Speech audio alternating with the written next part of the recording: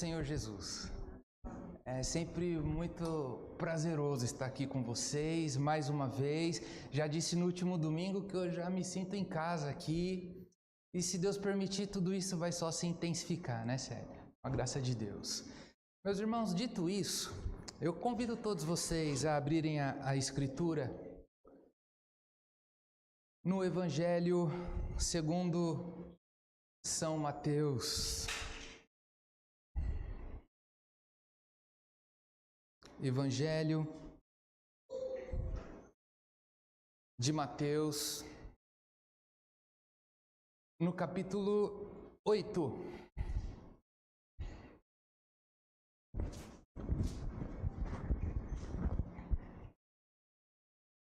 Evangelho de Mateus, capítulo 8, nós leremos a partir do verso 5.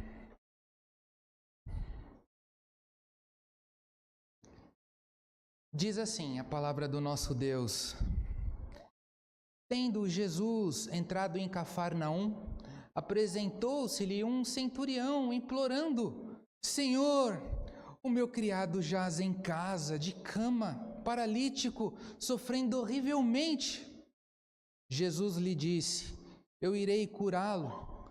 Mas o centurião respondeu: Senhor, não sou digno que entres em minha casa, mas apenas manda com uma palavra e o meu rapaz será curado.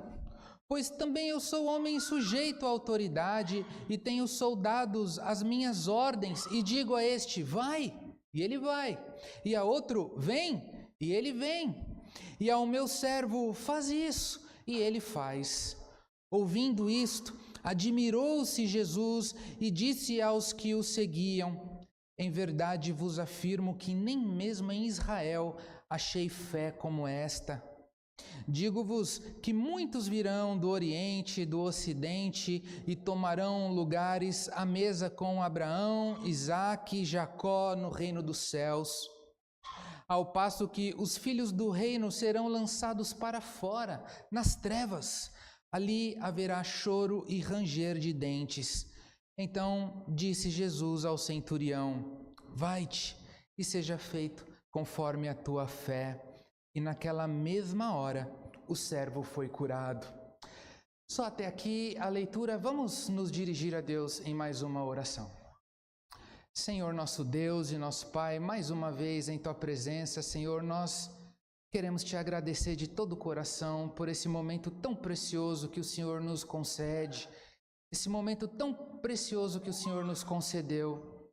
Pai querido, que não seja apenas um momento protocolar, mas que seja um momento de adoração sincera, um momento em que nós ouviremos a Tua palavra e desde já te pedimos que o Senhor ajude-nos a sermos não somente ouvintes, mas também praticantes.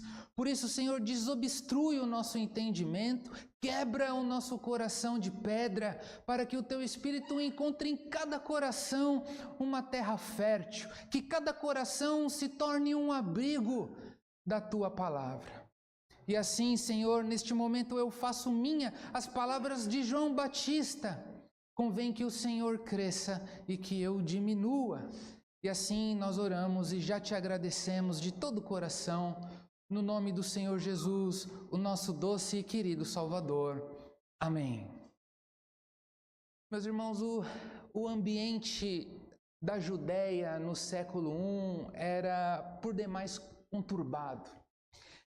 Era um momento de extrema tensão política, social, religiosa e cultural também.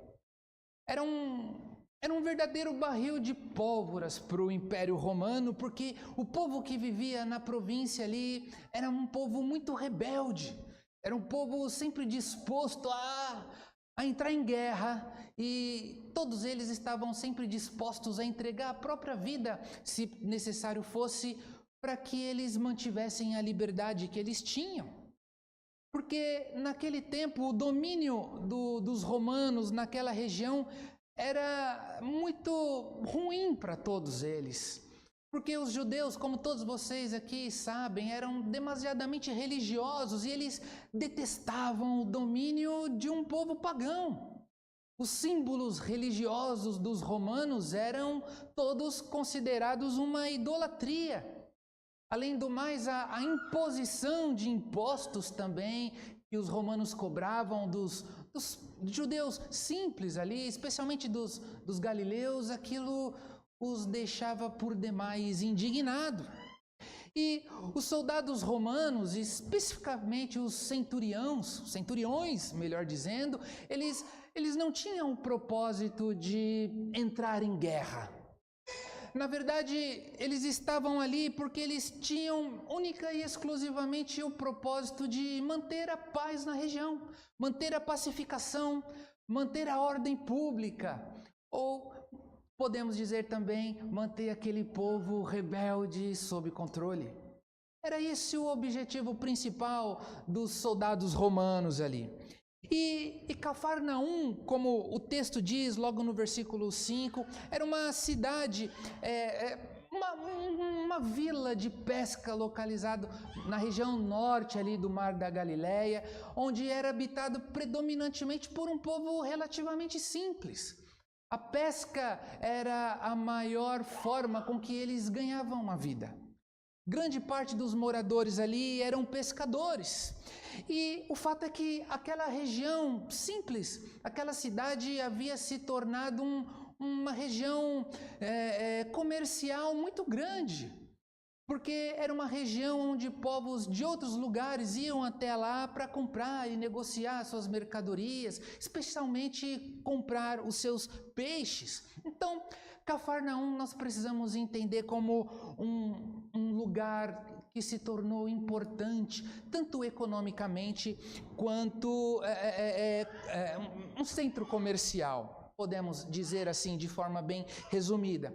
Então, se nós considerarmos que Cafarnaum era um ponto comercial importante naquele lugar no primeiro século, e o povo que ali habitava era um povo muitas vezes rebelde, que tinha fortes impulsos em entrar em conflito com os romanos, nós podemos entender claramente que se fazia necessário ter ali um agrupamento militar. Um deslocamento militar, um destacamento militar se fazia necessário, porque era uma região que tinha um povo cuja característica eu já descrevi para vocês. Então, aquela região se tornou importante economicamente. Daí reforça o motivo de que houvesse ali um grupo militar para manter a pacificação naquela região. E na época de Jesus, ainda que no primeiro século, o exército romano estava no auge do seu poder.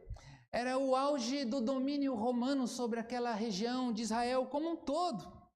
E o exército romano desfrutava de um prestígio muito grande, embora também fosse odiado. Mas o fato é que o Império Romano havia se expandido por grande parte do mundo conhecido até então. E o texto diz que, leiamos o verso 5. Olha o que o texto diz aqui no versículo 5. Tendo Jesus entrado em Cafarnaum, apresentou-se-lhe um centurião, implorando: Senhor, o meu criado jaz em casa, de cama, paralítico, sofrendo horrivelmente.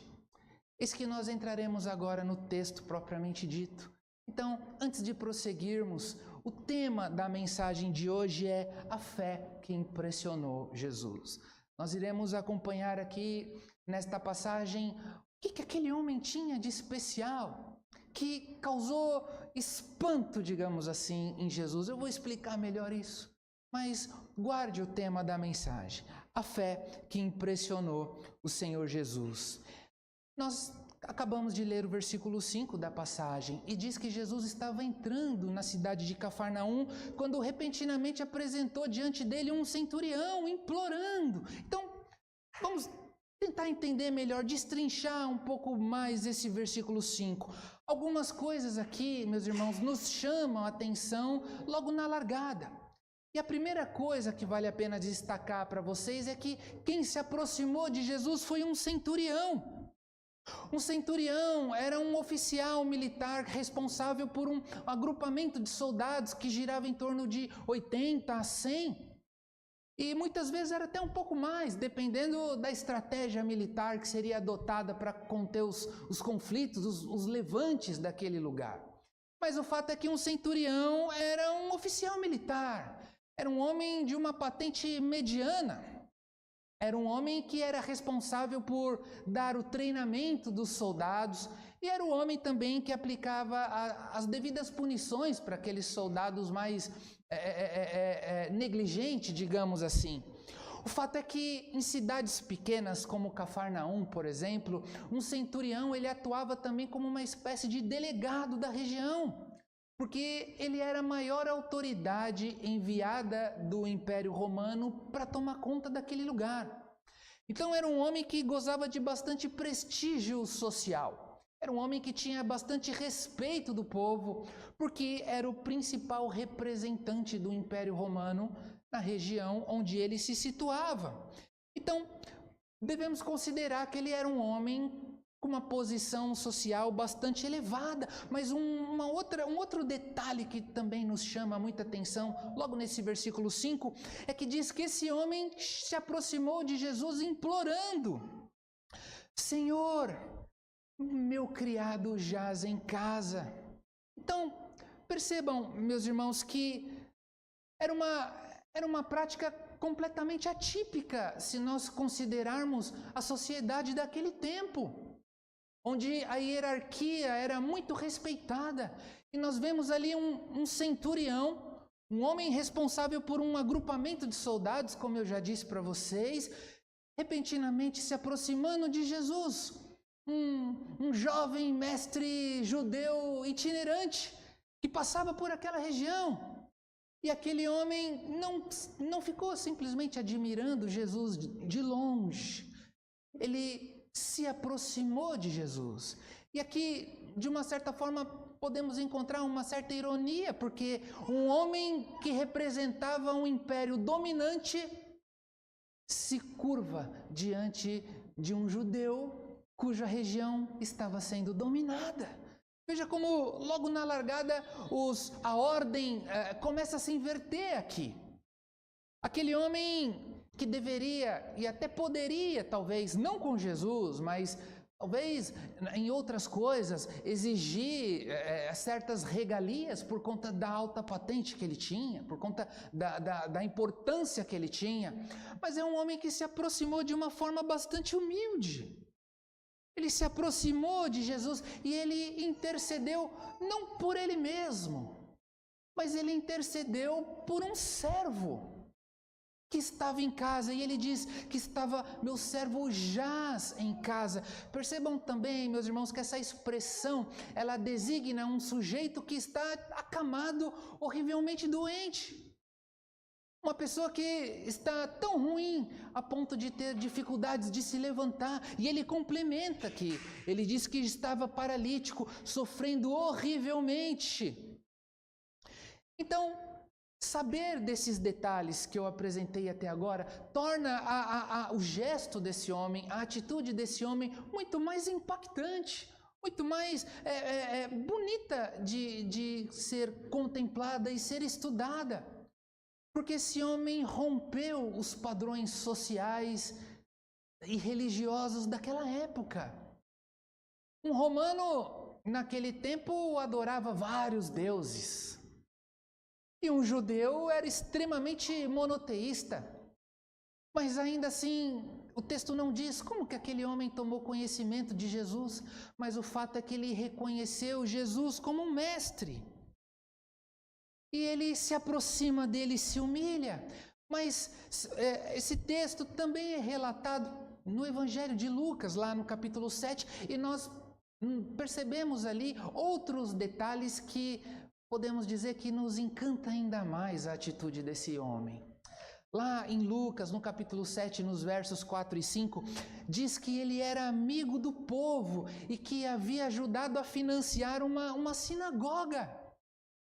Então era um homem muito querido pelaquele povo judeu daquele tempo. Então, mais uma vez, eu repito aqui, Era um homem que ele quebrou as barreiras sociais, os padrões hierárquicos muito bem estabelecidos naquela época e muito respeitado até então. Aquele homem quebrou paradigmas.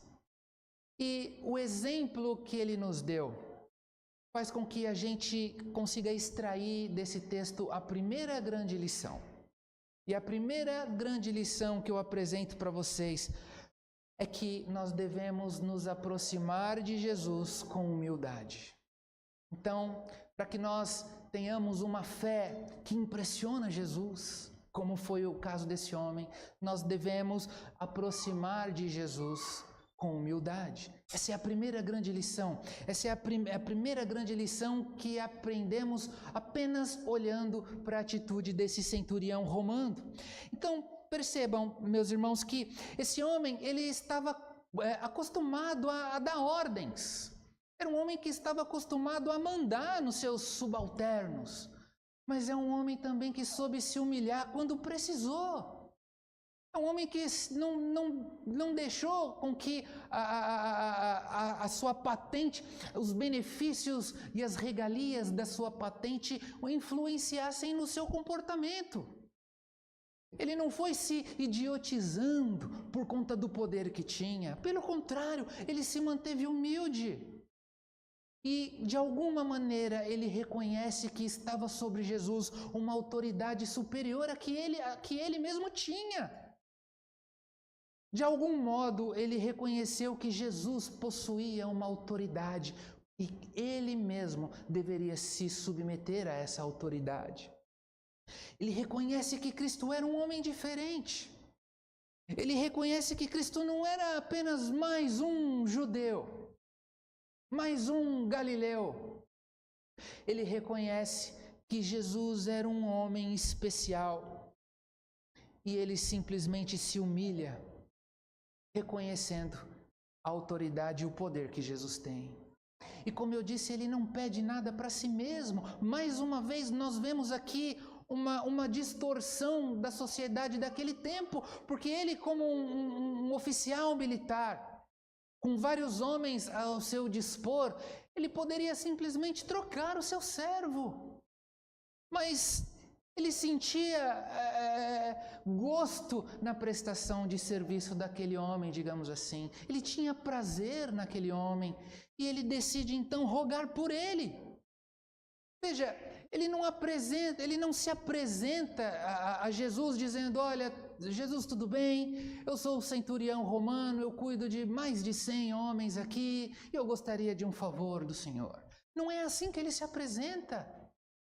E quantas vezes nós, aplicando tudo isso em nossa própria vida, quantas vezes diante de uma necessidade nós nos dirigimos a Deus e dizemos: Senhor, olha, eu sou um líder lá da igreja que eu frequento. Senhor, eu sou um fiel dizimista, Senhor. Eu sou um ofertante na sua casa. Senhor, eu ensaio no louvor para que a igreja te adore do jeito certo. Veja, nós não devemos nos aproximar de Jesus apresentando o que a gente faz de bom. Nós devemos nos apresentar a Cristo de uma maneira sempre humilde, quebrantada, reconhecendo a nossa necessidade. É assim que devemos nos aproximarmos de Jesus. Meus queridos, no domingo passado eu já havia dito que diante do Senhor ninguém tem méritos algum a não ser o nosso Senhor Jesus Cristo. E mais uma vez nós aprendemos nesta passagem, uma sequência da passagem que vimos domingo passado. Mais uma vez nós estamos aprendendo como nenhum homem possui méritos diante de Deus. E que é pela graça que nós recebemos a bênção tão almejada. É pela graça que nós recebemos a salvação. Nós não podemos nos aproximarmos diante de Deus e exigir alguma coisa da parte dele. Não existe esse negócio de eu decreto, eu determino, eu ordeno. Diante de Deus ninguém ordena absolutamente nada. Porque é tudo da maneira dele, do jeito que ele quer, como ele quer, para a honra e glória dele mesmo. Diante de Cristo nós devemos nos apresentar com humildade, com o coração quebrantado, sabendo que nós não temos mérito algum diante dele, e que, se ele quiser, ele pode transformar a nossa vida. Se ele quiser, ele pode transformar a nossa causa. Se ele quiser, ele pode reverter o nosso quadro. Mas é com humildade que nós precisamos rogar a Deus para que isso aconteça. E eu reforço aqui, ninguém possui méritos diante do Senhor Jesus, pois foi somente Ele que morreu na cruz do Calvário pelos nossos pecados. Somente Ele possui méritos diante de Deus. Somente Ele conseguiu atingir o patamar tão elevado de Deus. Então guarde essa primeira lição. Para que nós tenhamos uma fé que impressiona Jesus, nós precisamos nos aproximar dele com humildade. Essa é a primeira lição. Mas isso nos ensina também que nós não precisamos ter vergonha de nos apresentarmos diante de Deus e expor a Ele as nossas mazelas, as nossas necessidades reais. Nós precisamos abrir o coração quando estamos passando por momentos de aflição, quando a situação dói. Nós não devemos ter vergonha sequer de chorarmos diante do Senhor. Pois se tivermos que nos humilhar, que seja diante de Cristo, que seja aos pés da cruz. Pelo menos a gente chora aos pés de quem tem todo o poder de resolver. Mas este episódio também nos ensina que devemos confiar na autoridade da palavra dele. Então, aqui se encontra a segunda grande lição dessa passagem bíblica. E a segunda lição desta passagem é: confie na autoridade da palavra de Jesus. Confie na autoridade da palavra de Jesus. E essa lição nós encontramos na sequência do texto, entre os versos 7 e 9. Acompanhe comigo, vamos ler novamente o que diz o verso 7 até o 9. Diz assim o versículo 7. Jesus lhe disse: eu irei curá-lo. Mas o centurião respondeu: Senhor, não sou digno de que entres em minha casa, mas apenas manda com uma palavra e o meu rapaz será curado. Pois também eu sou homem sujeito à autoridade, tenho soldados a minhas ordens, e digo a este: vai, ele vai, e a outro: vem, ele vem, e ao meu servo: faz isto, e ele faz. Preste atenção, quando ele afirma diante de Cristo: manda apenas uma palavra e o meu rapaz será curado. Esse homem, ele confiou no poder da palavra de Jesus, mesmo que não tivesse ali nenhuma evidência imediata. Pois, a bem da verdade, ele não viu nada acontecer naquele momento, a não ser aquilo que Jesus havia dito. Ele não tinha nenhuma comprovação, nenhuma constatação de que aquilo que Jesus disse de fato tinha acontecido. Mas ele confiou. Ele acreditou no poder da palavra de Cristo, mesmo não tendo nenhuma evidência a ser apresentada de maneira imediata.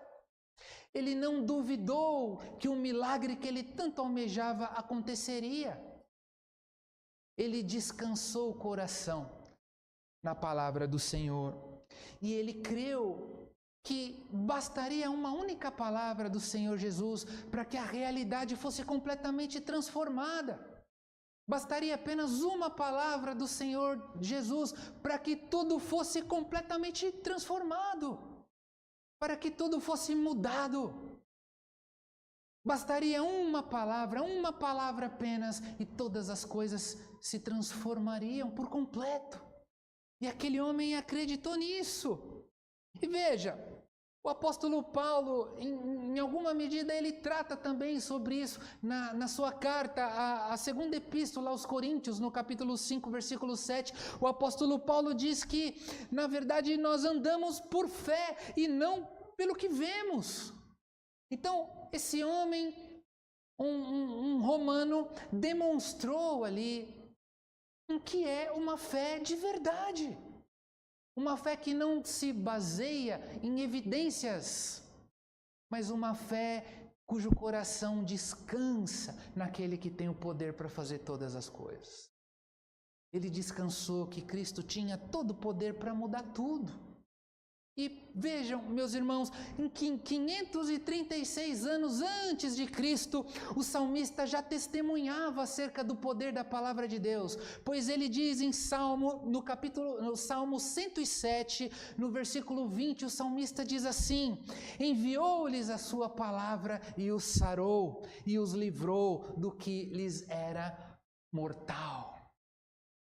Então, o que eu quero dizer trazendo esses versículos é que toda a Escritura, desde o Antigo Testamento, sempre reforçou a ideia de que a palavra de Deus era suficiente. Deus criou o mundo emitindo ordens: haja luz e houve luz. Foi com a palavra de Deus que tudo que foi feito se fez.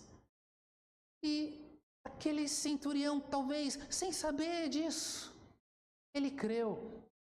Possivelmente aquele homem não tinha nenhuma bagagem teológica. Possivelmente aquele homem, embora simpatizante do povo judeu, aquele homem muito provavelmente não criou aos pés de um rabino. Mas em alguma medida aquele homem apresentou uma fé que transformou tudo ali na vida dele até então, especialmente aquele pedido tão inusitado. Um pedido que nem era para ele mesmo, mas era para o seu servo. E o profeta Isaías também, no capítulo 55, no versículo 11, ele também já dizia a respeito do poder da palavra de Deus. Ele diz assim: assim será, é Deus falando através do profeta Isaías, assim será a palavra que sair da minha boca, não voltará para mim vazia, mas fará o que me apraz e prosperará naquilo que designei. Então, nós temos aqui o exemplo de um profeta, nós temos aqui o exemplo de um salmista e exemplo de Paulo também, onde todos eles falavam a respeito do poder da palavra de Deus. O que nós devemos aprender com isso? Com o poder da palavra de Deus? Com essa fé que esse homem demonstrou? Nós devemos aprender, meus irmãos, como o que as Escrituras nos ensinam muitas vezes colide frontalmente com o fluxo do mundo, especialmente com as pessoas de hoje em dia. Nós vivemos tempos em que as pessoas buscam uma experiência religiosa. Nós vivemos dias em que as pessoas procuram sinais da parte de Deus, onde as pessoas se dispõem até a dar tudo o que têm para conseguir muito mais. Onde as pessoas estão dispostas a fazerem o que for preciso para desfrutarem de sensações, para desfrutarem de manifestações divinas, de emoções, de experiências, confirmações da parte de Deus. Elas querem evidências, mas claramente as Escrituras nos ensinam que o justo viverá pela fé. Ainda que aquilo que ele esteja vendo não esteja caminhando na direção daquilo que ele pretende. Porque ele descansa em Deus, mesmo quando a realidade parece cada vez mais contrária àquilo que ele de fato necessita. Quando nós colocamos o nosso coração nas mãos do Senhor, nós podemos descansar que ainda que a situação esteja totalmente adversa, ainda que as coisas estejam contrárias à nossa vontade, nós devemos confiar que a vontade do Senhor sempre é santa, perfeita e agradável. Ainda que nós não tenhamos respostas, ainda que nós não tenhamos confirmações, nós simplesmente descansamos em Deus e nós dizemos: Senhor, tudo está diferente daquilo que eu gostaria que estivesse, mas eu sei que o Senhor me ama e eu sei que o Senhor vai colocar no tempo certo todas as coisas no lugar. O que nos cabe é confiar, ainda que não tenhamos as respostas. O que nos cabe é confiar no poder de Deus, mesmo quando tudo aparece diferente daquilo que a gente gostaria. É essa fé que esse homem foi demonstrando. Porque as Escrituras também nos diz que pela palavra de Cristo até a morte obedece. E aquele homem reconheceu isso. talvez sem a profundidade teológica necessária, mas aquele homem demonstrou a fé necessária. E nós vamos avançando aqui. Ele reforça no pedido dele, ele ainda diz de forma muito humilde: Senhor, apenas diga uma palavra. Pois, no versículo 9, pois também sou homem sujeito à autoridade, eu tenho soldados às minhas ordens e digo a este vai, ele vai, e a outro vem, e ele vem, e o meu servo faz isto, e ele faz. Esta passagem, este episódio bíblico, ele também nos apresenta uma terceira e última lição. Para que nós tenhamos uma fé que impressiona a Deus, nós precisamos descansar na graça que Jesus oferece para todos aqueles que nele crêem. Essa é a terceira lição. Nós precisamos descansar na graça que Jesus oferece aos que nele creem. E isso nós encontramos nos versos 10 até o versículo 13. Olha o que diz o versículo 10. Ouvindo isto, admirou-se Jesus e disse aos que o seguiam: em verdade vos afirmo que nem mesmo em Israel achei fé como esta. E aqui nós precisamos dar uma atenção especial, porque o texto diz que Jesus ficou admirado, mas nós não devemos entender isso como se Jesus fosse pego de surpresa. Como se Jesus não estivesse esperando algo bom da parte de alguém, porque se nós afirmássemos isso, nós teríamos que afirmar também que Jesus abriu mão da sua onisciência, mesmo estando ali na condição de um homem. Mas nós devemos lembrar que o Senhor Jesus tem duas naturezas: a natureza divina e a natureza humana. Então, a admiração que o texto aqui nos apresenta não significa que ele foi pego de surpresa. Essa admiração que Mateus nos apresenta significa, na verdade, o verbo que foi traduzido para essa palavra, ele indica que se tratava de um espanto típico de alguém de natureza humana, diante de uma extraordinária exemplificação de fé, que ele não se via de uma maneira comum.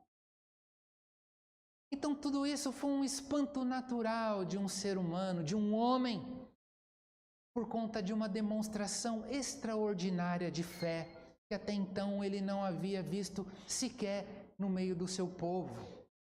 Então isso alegrou por demais o coração de Jesus. Ele ficou surpreso em ter visto isso de um pagão e não de um judeu.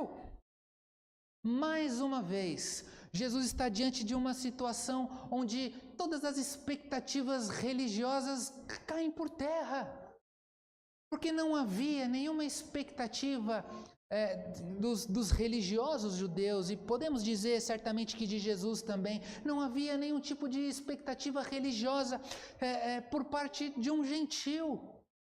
Ainda mais uma atitude tão especial, tão encantadora.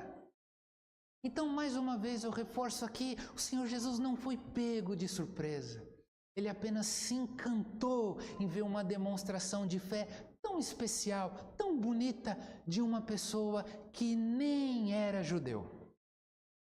Era um pagão, era um gentil.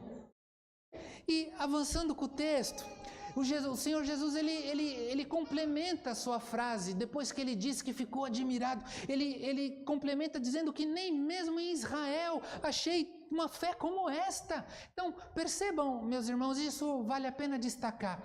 O povo judeu possuíam as escrituras sagradas. O povo judeu tinha o templo, o centro de adoração do povo até então. O povo judeu experienciou as alianças firmadas com Deus desde o Gênesis. O povo de Deus, os judeus, tinham os profetas e suas profecias, que sempre os orientavam a olhar para o futuro com esperança. Os judeus tinham as mais ricas promessas da parte de Deus. O povo judeu tinha a revelação das Escrituras. Mas o fato é que, mesmo eles tendo e possuindo tudo isso, O que encantou Jesus foi a fé demonstrada por um gentil. E uma fé extraordinária. E, obviamente, não significa que nenhum judeu tinha fé. Não é isso que o Senhor Jesus está querendo tratar aqui. O Senhor Jesus está fazendo uma comparação simples, apenas expressando mais uma vez a sua satisfação em ver alguém com uma atitude de fé tão bonita. E o versículo 11, avançando com o texto, diz assim: digo-vos, Jesus dando continuidade ao seu raciocínio, o Senhor Jesus diz assim: digo-vos que muitos virão do Oriente e do Ocidente e tomarão lugares à mesa com Abraão, Isaque e Jacó no reino dos céus, ao passo que os filhos do reino serão lançados para fora, nas trevas, ali haverá choro e ranger de dentes. Meus irmãos, Jesus ele faz uso desse fato que acabou de acontecer e ele transforma esse episódio num momento de declaração acerca do reino de Deus. Jesus ele faz uso daquilo que tinha acabado de acontecer para dar uma explicação mais ampliada, onde Jesus ele simplesmente nos apresenta um fato de que, diferentemente do que muitos religiosos daquele tempo acreditavam, haverá surpresas no reino de Deus. Pois muitos que têm a convicção de que estarão lá naquele grande dia, talvez não estarão. E aqueles que ninguém imaginava que estariam, pode ser que estejam lá. Então o Senhor Jesus está dizendo aqui para a gente, em outras palavras, que haverá surpresas naquele grande dia. Pessoas que todo mundo poderia apostar que iriam ser encontradas ali. Não vai. Ao contrário, pessoas que talvez ninguém imaginaria estará lá. O Senhor Jesus deixa isso muito claro. Porque até então, aquele centurião romano que até então, para os padrões religiosos do povo, estava completamente fora dos padrões de Deus. Mas o apóstolo Paulo diz em Efésios, no capítulo 2, nos versículos 8 e 9, ele diz que a salvação é pela graça, mas mediante a fé. E é justamente isso que o centurião demonstra. O centurião demonstra fé, ainda que talvez seja uma fé débia no sentido de toda profundidade teológica, mas o pouco que aquele homem tinha foi suficiente para alegrar o coração de Jesus. E nós aprendemos aqui que não importa o tanto que você conhece acerca de Deus, o que importa é o que você faz com o pouco que você conhece. Como eu disse, os judeus tinham as escrituras, eles tinham o templo, eles tinham os profetas, as profecias. E esse homem não tinha nada a não ser a fé. E a fé se apresenta aqui como o suficiente.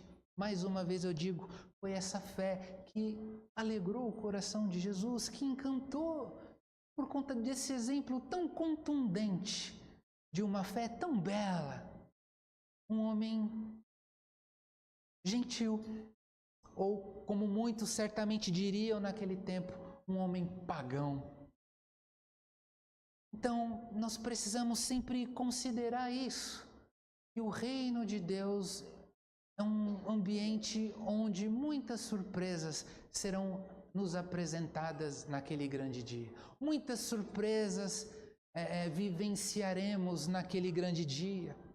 Por isso eu digo para todos vocês e para aqueles que talvez estejam nos acompanhando também pela internet, meus irmãos, não basta você ter vindo de uma família cristã, não basta você ser batizado, não basta você frequentar a igreja, não basta você conhecer as histórias bíblicas, não basta você possuir um cargo na igreja.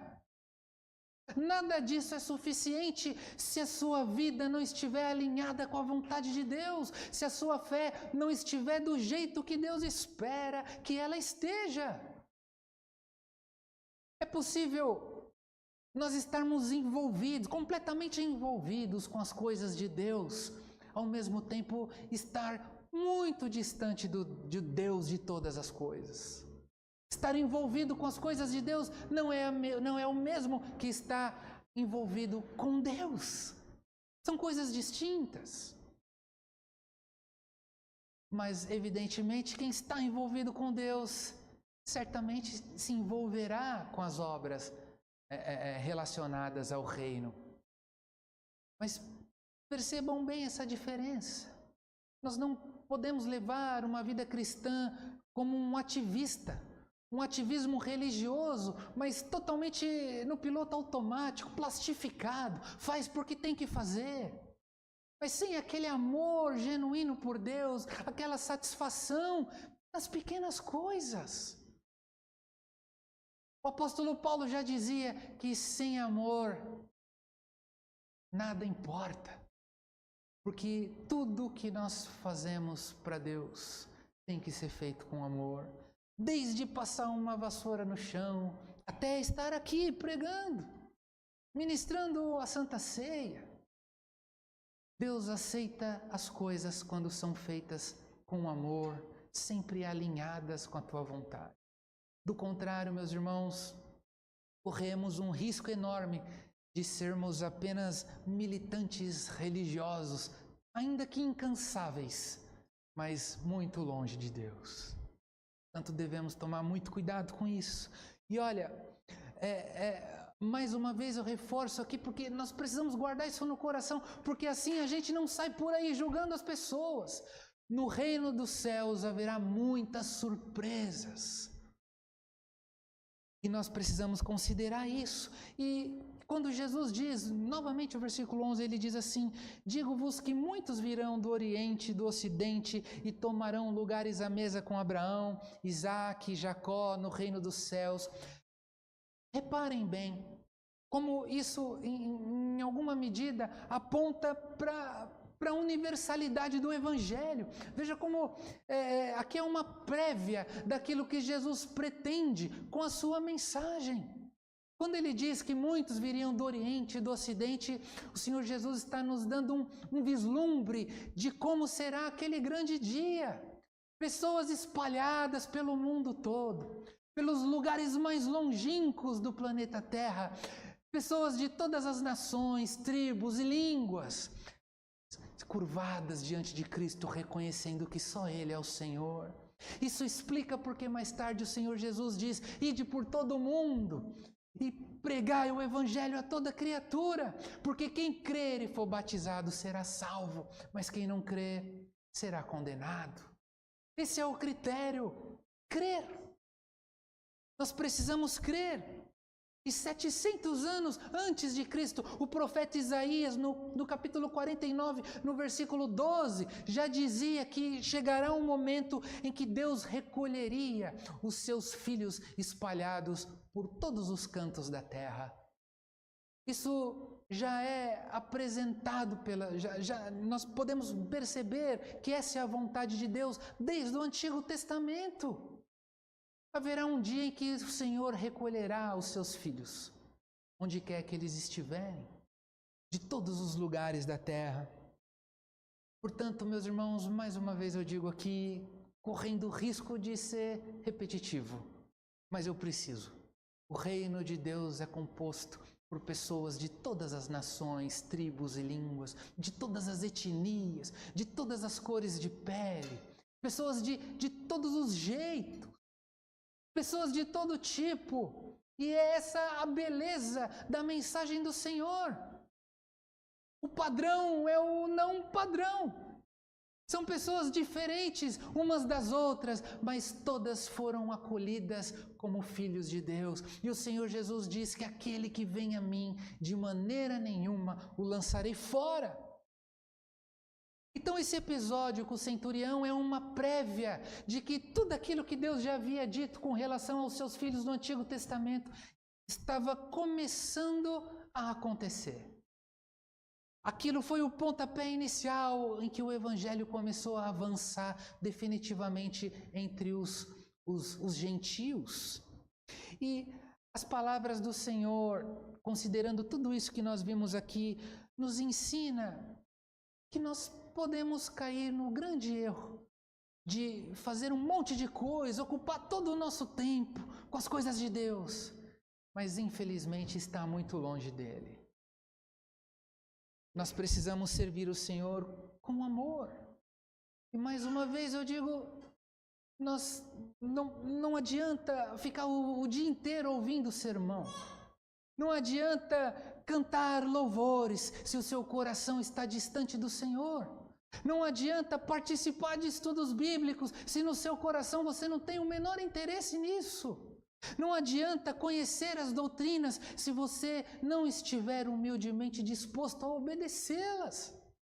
Não adianta estar aqui por estar. O Senhor quer um compromisso da sua parte, um compromisso sincero, um compromisso genuíno e verdadeiro. É isso que o Senhor espera de nós. Porque hoje nós temos muitas facilidades, nós temos acesso às Escrituras, tanto de maneira física como digital. Hoje o que mais tem por aí são mensagens bíblicas. E certamente todo esse privilégio que desfrutamos, nós daremos conta disso no grande dia do juízo. O que nós estamos fazendo com toda essa facilidade que temos?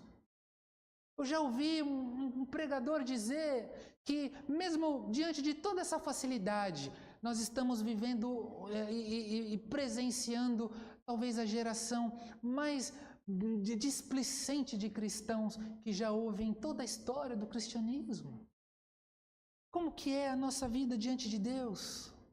Se o nosso coração não descansar no Senhor, se o nosso coração não confiar na sua palavra, como esse cinturão demonstrou, nada valerá a pena, meus irmãos. E o Senhor Jesus termina aqui com o versículo 13.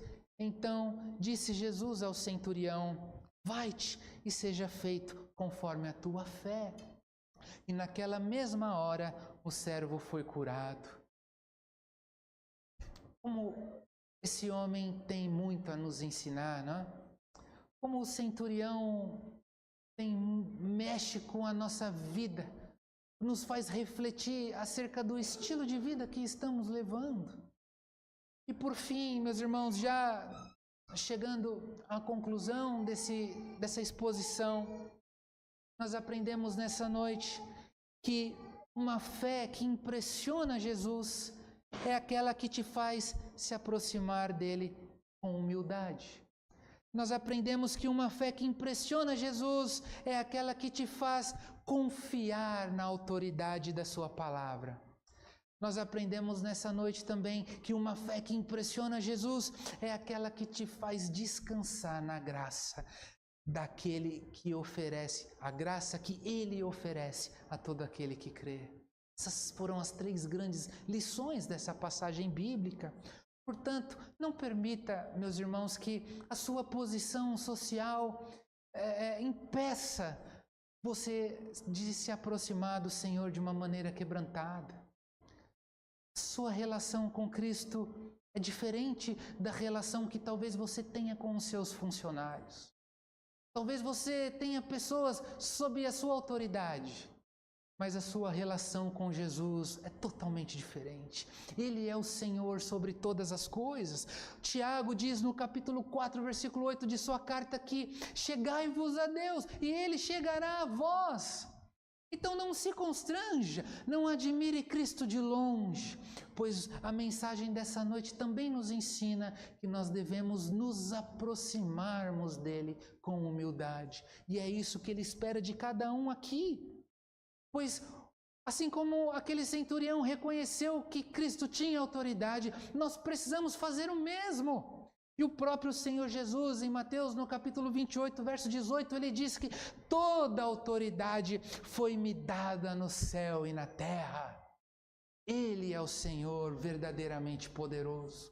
Ele é o Senhor que tem autoridade sobre todas as coisas. É Ele quem vive e reina sobre todas as coisas. E é a Ele que nós devemos nos submeter. Nenhuma posição humana, por mais elevada que seja, pode ser comparada àquela que Cristo possui.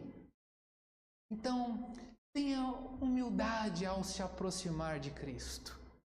Esse livre acesso não te dá direito a se aproximar do jeito que você acha que deve.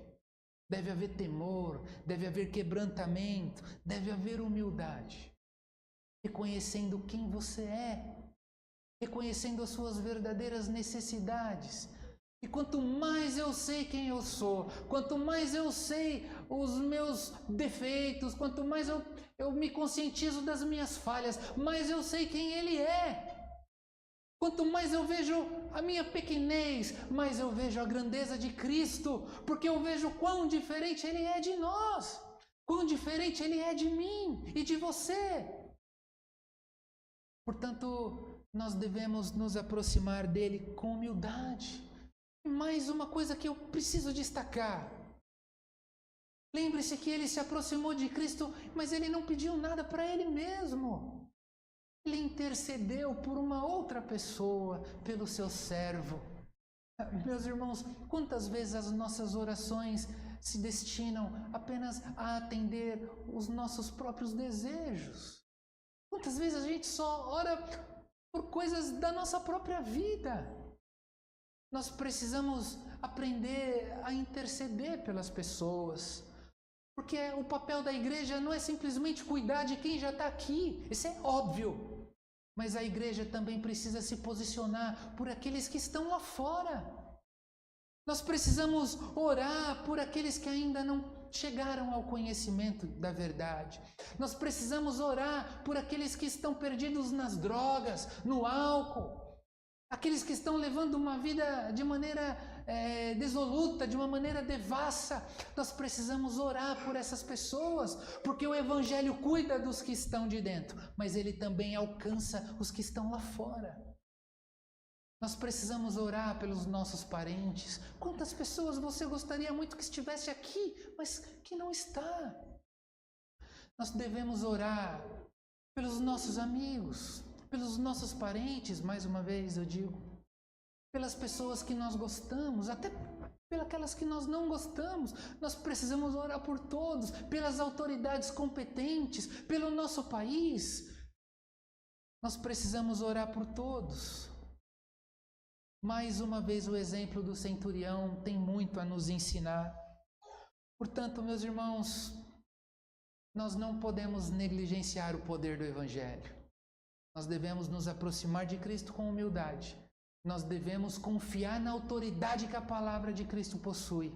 E nós devemos descansar que Ele que nos concede a fé é aquele que faz com que tudo aconteça no tempo certo, segundo a sua própria vontade. Desde aqueles que estão no Oriente ou no Ocidente, no tempo certo, quando eles forem alcançados, o Senhor, num determinado dia, recolherá todos eles. Mas esse papel é nosso. Aquilo que Deus faz, é Ele que faz. Agora, aquilo que nos cabe, somos nós quem devemos fazer. Portanto, eu termino essa mensagem dizendo para vocês: ide por todo o mundo e pregai o Evangelho a toda criatura. Quem crê e for batizado será salvo, mas quem não crê, infelizmente, já está condenado. Que essa palavra encontre lugar no seu coração e que o Senhor nos ajude a não sermos apenas ouvintes, mas também praticantes. Que Deus abençoe todos vocês. Sucesso.